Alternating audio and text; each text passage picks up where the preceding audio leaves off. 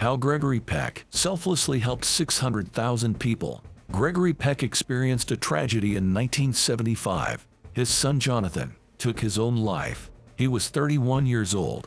Gregory took it very hard. He was in France when Jonathan died. He regretted not being there. Gregory felt his presence might have prevented it. He stopped making movies for over 2 years. He disappeared from the public eye. There were rumors of psychiatric treatments, but in 1980, Gregory Peck returned. It was in the most unusual way possible. The Chrysler Corporation was having problems. The automaker's sales and stock plummeted. Chrysler said it would have to lay off 600,000 workers. That meant 600,000 families would go hungry. Peck couldn't let it happen on his watch. He traveled to Detroit to meet Chrysler chairman Lee Iacocca. Peck brought Frank Sinatra with him. The stars signed on as Chrysler boosters. Peck starred in TV commercials for the new 1981 Chrysler K, but he refused any payment for this work. He did it to save the factory jobs. That's the difference between good times or hard times for 600,000 families. I told Mr. Iacocca I wanted to help. Peck said he was extremely concerned about the potential job losses. He opened up the commercials by saying, "America's not gonna be pushed around anymore." Peck was not a typical Hollywood star. His life was entirely free of scandal and gossip.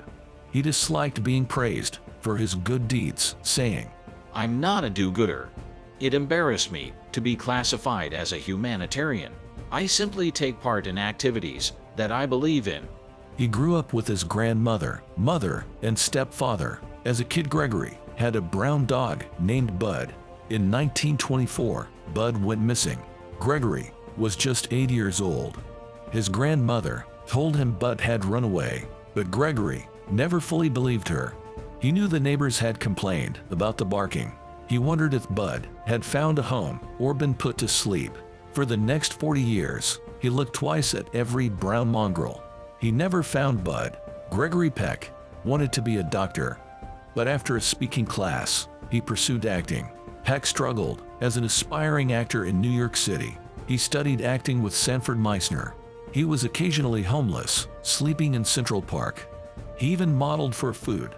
Peck began acting on Broadway and then in Hollywood. His first feature was the war movie, Days of Glory. Peck did his own fight scenes, rarely using stunt doubles.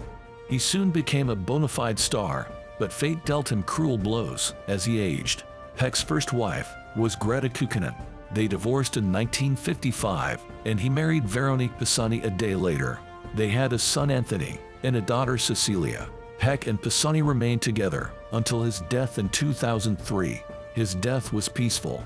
He drifted to sleep and never awoke. With age, he had grown more fragile. No particular illness afflicted him. Peck just lived his life to the fullest and died of old age. You have to dream, you have to have a vision, and you have to set a goal for yourself that might even scare you a little, because sometimes that seems far beyond your reach. Then I think you have to develop a kind of resistance to rejection and to the disappointments that are sure to come your way. Gregory Peck, 1916 to 2003.